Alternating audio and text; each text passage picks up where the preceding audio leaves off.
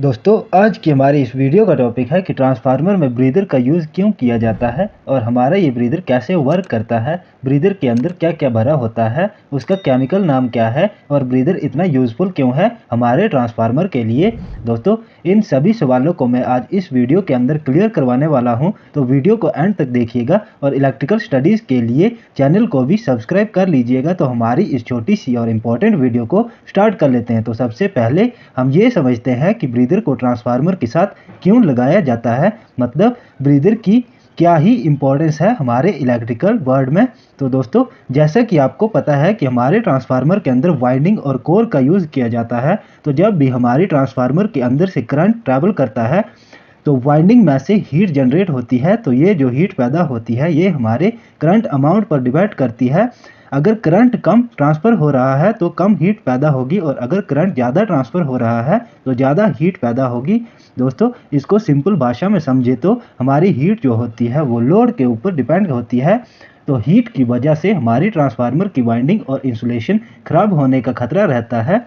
तो हमारी वाइंडिंग और इंसुलेशन को ख़राब होने से बचाने के लिए हम लोग ट्रांसफार्मर के अंदर ऑयल का यूज़ करते हैं। ये ऑयल हमारी हीट को ऑब्जर्व कर लेता है और हमारी वाइंडिंग को कूल रखता है और साथ में ही इसी ऑयल में इंसुलेटिंग प्रॉपर्टीज़ भी होती है। तो ये हमारी ट्रांसफार्मर में इंसुलेशन भी प्रोवाइड कराता है। ये ऑयल कोई नॉर्मल ऑयल नहीं होता है, ये मिनरल इंसुलेटिंग ऑयल होता है। ये बहुत महंगा होता है। तो जब भी हमारा ऑयल वाइंडिंग हीट को ऑब्जर्व करता है तो ऑयल खुद गर्म हो जाता है। हमारा तेल गर्म जब होता है तो ये फैलने लगता है। इसको समझने के लिए इस एग्जाम्पल की मदद लेते हैं। आप लोगों ने दूध को गर्म होते तो देखा ही होगा। तो जब हमारा दूध ठंडा होता है तो वो अपने नॉर्मल लेवल पर होता है, पर दोस्तों जब दूध गर्म होता है तो दूध का लेवल बढ़ने लग जाता है। सेम इसी तरह से हमारे ट्रांसफार्मर के अंदर ऑयल के साथ भी होता है। ऑयल अगर गर्म है तो वो फैलेगा और ऊपर की ओर जाएगा और लोड कम है, ऑयल ठंडा है तो सिकुड़ेगा, मतलब नीचे की ओर आएगा। इसलिए दोस्तों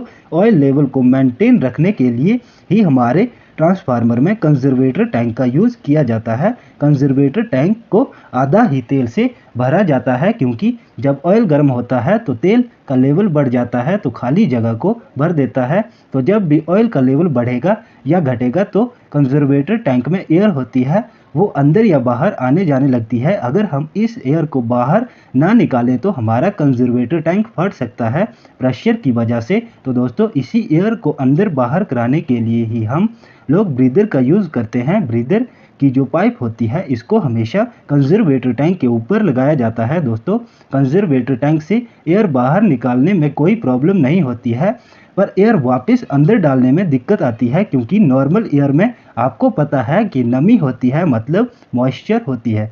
पानी में छोटी छोटी जो बूंदें होती है तो ये मॉइस्चर वाली एयर हमारे कंजर्वेटर टैंक में वापस चली जाती है। तो इससे हमारे ऑयल का इंसुलेशन वीक हो जाएगा और हमारे ऑयल की कूलिंग एफिशिएंसी भी कमज़ोर हो जाएगी। तो ऐसा होने से बचाने के लिए हम लोग ब्रीदर का यूज़ करते हैं। दोस्तों आपको ये भी पता होना चाहिए कि हम हमारे इलेक्ट्रिकल के अंदर ब्रीदर को ट्रांसफार्मर का श्वसक कहते हैं, मतलब ब्रीदर के द्वारा ही हमारा ट्रांसफार्मर सांस ले पाता है। तो दोस्तों हमारे कंजर्वेटर टैंक में जो एयर होती है वो ड्राई एयर होती है, इसके अंदर ज़रा सा भी मॉइस्चर नहीं होता है। तो दोस्तों अब आपको पता है कि ब्रीदिंग मीन्स सांस लेना।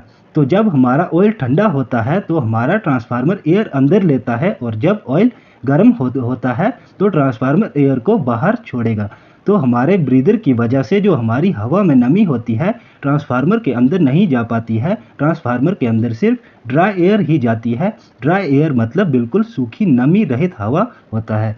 तो दोस्तों अब हम ये भी समझ लेते हैं कि ब्रीदर नमी को कैसे रोकता है। दोस्तों वीडियो अच्छा लगे तो वीडियो को लाइक एंड शेयर जरूर करें अपने दोस्तों के साथ। तो दोस्तों ब्रीदर के अंदर हम लोग सिलिका जेल का यूज़ करते हैं। हमेशा याद रखिएगा, एग्जाम में भी पूछा जाता है। तो ब्रीदर के अंदर जो सिलिका जेल होती है वो हमेशा ब्लू कलर, मतलब ब्रीदर में हम नीले रंग की सिलिका जेली का यूज़ करते हैं, जिसका chemical equation SiO2 + H2O + COCl2 होता है। तो ब्रीदर के अंदर जो सिलिका जेल होती है इसका कलर ब्लू होता है। ये नीले रंग के क्रिस्टल मॉइस्चर को अच्छे से ऑब्जर्व कर लेते हैं, लेकिन जब सिलिका जेल मॉइस्चर को अपने अंदर सोख लेती है तब इसका कलर धीरे धीरे पिंक या तो ब्राउन होने लगता है, मतलब हल्का गुलाबी होने लगता है दोस्तों, सिलिका जेल का रंग देख के हमें पता चल जाता है कि हमें सिलिका जेल को बदलने की ज़रूरत है या नहीं है। अगर सिलिका जेल ने मॉइस्चर को ऑब्जर्व कर लिया तो इसका रंग हल्का गुलाबी हो जाता है और दोस्तों इस हल्के गुलाबी सिलिका जेल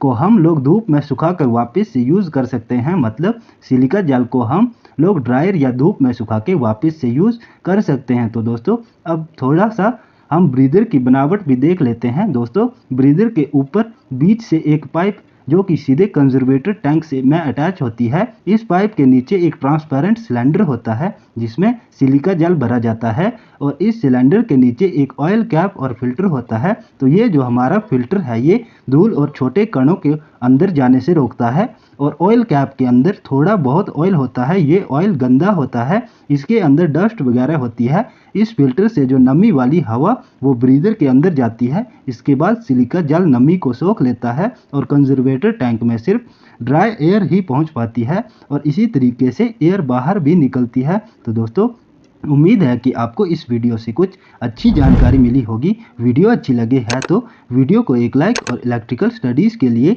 हमारे इस यूट्यूब चैनल विद्युत ज्ञान को जरूर सब्सक्राइब कर दीजिए। मिलते हैं नेक्स्ट वीडियो के अंदर।